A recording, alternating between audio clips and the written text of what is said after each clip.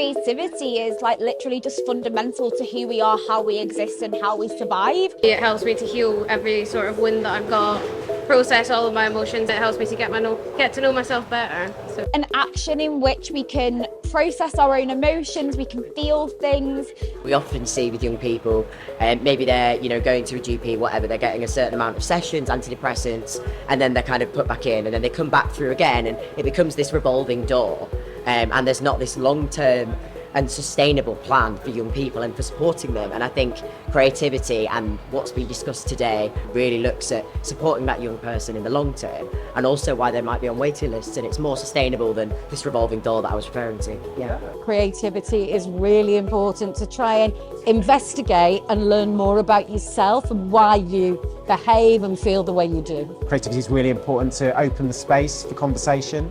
When you lose yourself in a creative moment, I mean, the time passes, you're very centered, and it's just a great way, I think, of, people talk a lot about mindfulness, but I think the act of creativity and, it just pushes all fears of the world away. I think it's very centering and kind of really good for your well-being. It's relaxing, it allows you to express your emotions, feel anger, pain, communicate. It has an incredible calming effect. We know that now from all the emerging evidence around the link to cortisol and reducing the stress hormone. We know that.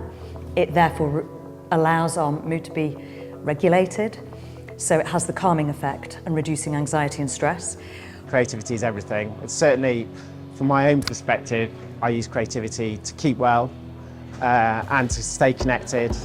The kind of agency, the language, the sense of self-belief, the connection, the sense of community that being involved in creative endeavours gives to children and young people. An opportunity to express their emotions in different ways and to be able to form meaningful relationships with people who are delivering therapeutically informed interventions. The impact on our inflammatory system and reducing inflammation. So it has an impact on our immune system also. And we know that this helps for a number of long-term conditions, musculoskeletal conditions, as well as mental health conditions, autoimmune conditions.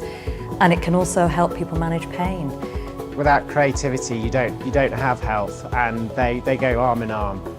Creativity allows us to enter into a playful space. Being playful is always a useful experience to have. It allows ourselves to not take ourselves so seriously. It allows us to kind of take chances, take risks. A lot of creative arts get you moving in different ways, whether it's dance or it's painting or sculpture or whatever it might be. So it has a really good cardiovascular effect in terms of lowering your blood pressure. You can offer people at every stage of life as well, whether it's from little children to older adults. You can take it with you wherever you go and use it as and when you need to, and I think that's why it's so special. They treat people as whole people and often then reach people in ways that other approaches perhaps don't. It's the thing that can either bring people in, it's the thing that can almost distract people from themselves and just have a pleasurable time enjoying it. Very gently, it can tap into the subconscious and maybe help you reveal things that you perhaps didn't realise were the true reason to why you're feeling the way you're feeling. Also the cognitive element, so it helps with our cognitive function, our memory and our recall. So lots of really good studies around the use of creative arts in dementia. It's really special because it brings you back to yourself. Seeing the world, interpreting the world, expressing yourself, being in the world,